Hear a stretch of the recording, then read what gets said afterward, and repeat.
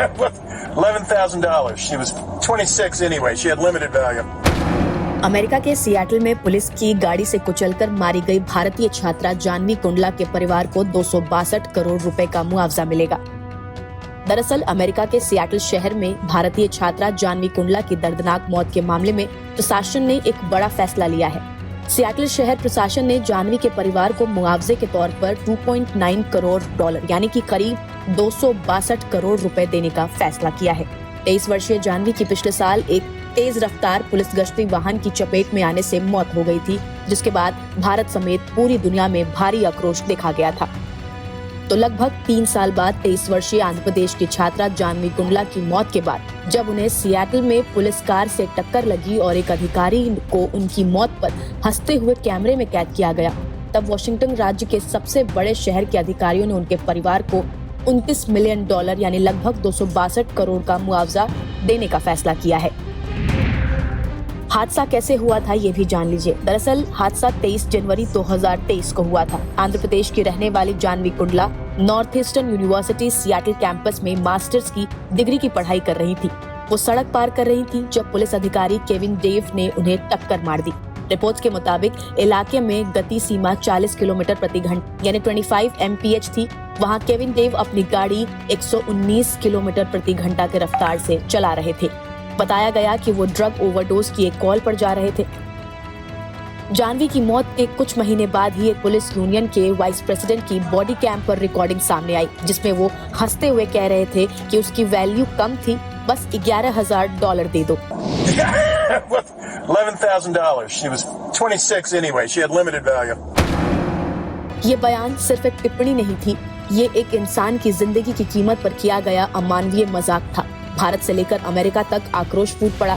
सवाल उठा कि क्या किसी की जान की कीमत ऐसे तय की जाती है?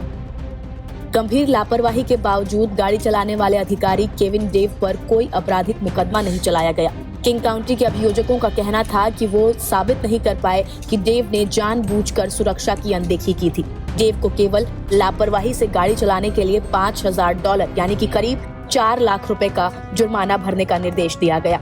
अब सियाटल शहर ने परिवार को $29 मिलियन यानी लगभग 262 करोड़ रुपए का समझौता करके भुगतान करने का फैसला किया है।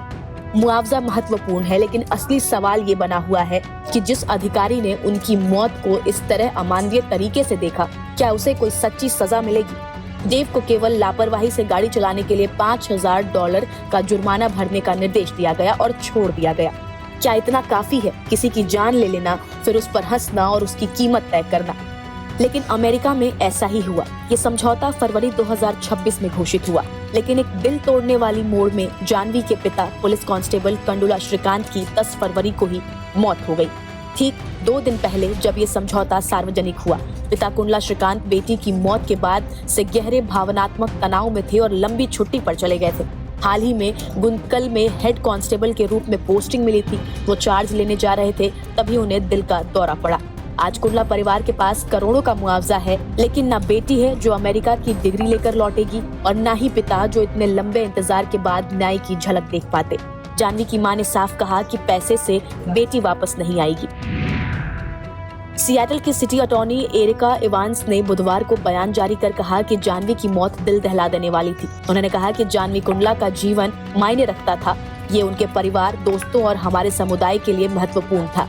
प्रशासन को उम्मीद है कि इस वित्तीय समझौते से परिवार को थोड़ी राहत मिलेगी।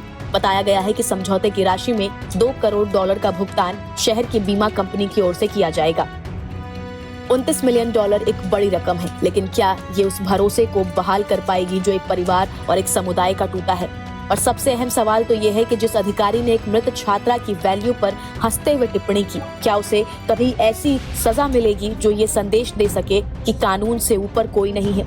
मुआवजा मिल गया, मामला कानूनी रूप से बंद हो सकता है, लेकिन नैतिक रूप से ये सवाल अभी भी खुला है। आप इस मुद्दे पर क्या कुछ कहेंगे? अपनी राय हमें कमेंट कर जरूर बताएं। नमस्कार, मैं हूं मानक गुप्ता। अगर आपको हमारा ये वीडियो पसंद आया हो तो इसे लाइक और शेयर जरूर करें, और हाँ, हमें सब्सक्राइब और फॉलो करना ना भूलें ताकि आप देश और दुनिया की कोई खबर मिस ना करें। तो जुड़े रहिए हमारे साथ और देखते रहिए News 24।